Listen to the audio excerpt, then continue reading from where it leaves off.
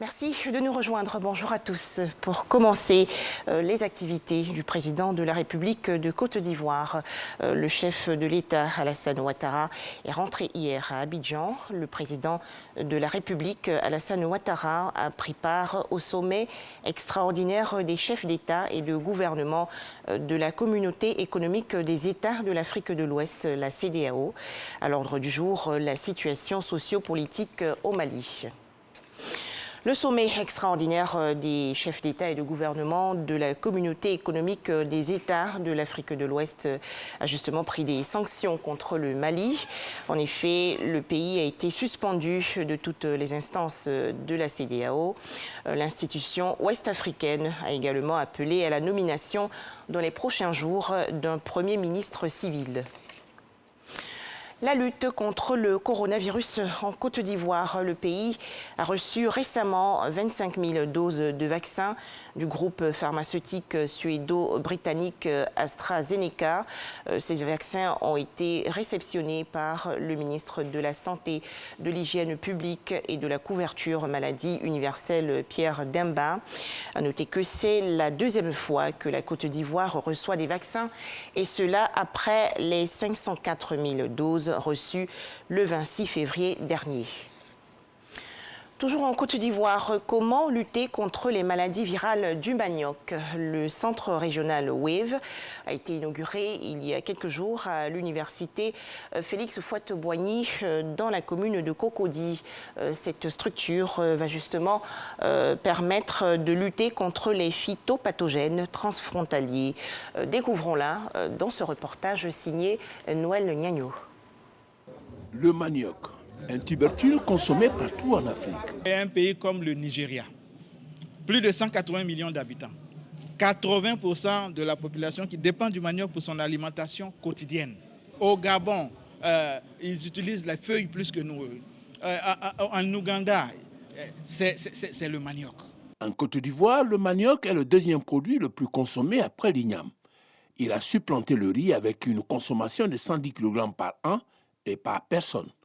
Le volume de sa production a doublé. De 2 millions de tonnes, il est passé à 5 54 000 tonnes en 2016.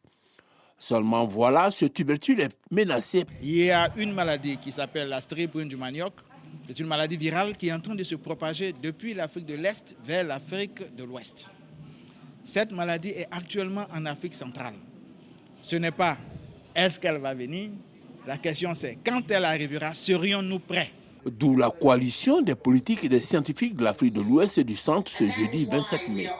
48 heures durant, ces personnalités de haut rang ont échangé sur comment venir à bout de ce mal de façon concertée et avec des moyens conséquents. Nous avons aujourd'hui un programme important qui est le PAPG1, projet d'appui au développement projet d'appui au programme Graines dans sa phase 1, qui représente près de 100 millions d'euros et qui vise principalement au soutien de cette filière manioc dans notre pays. Je suis persuadé que le centre régional WAVE, avec son réseau d'institutions de recherche en Afrique du Centre et de l'Ouest et ses partenaires internationaux, développera et mettra en œuvre des stratégies harmonisées de gestion des agents pathogènes dans la droite ligne des accords régionaux et internationaux.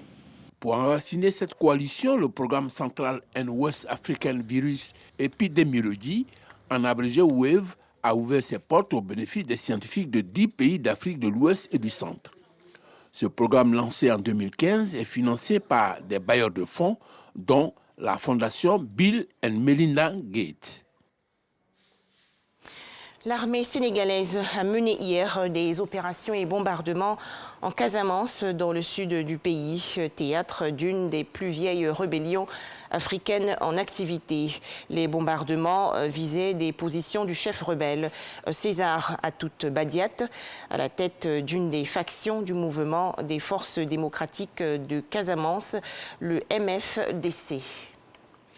Enfin, en Israël, la formation de droite radicale Yamina a annoncé hier son intention de rejoindre le camp du chef de l'opposition Yair Lapid, qui tente de former un gouvernement d'union nationale pour mettre fin au pouvoir du Premier ministre Benjamin Netanyahou. Son règne est d'ailleurs le plus long de l'histoire de l'État hébreu. De son côté, le Premier ministre Netanyahou réfute cette décision. Selon Netanyahou, c'est un danger pour la sécurité du pays. Voilà, merci de nous avoir suivis. À 13h, le journal.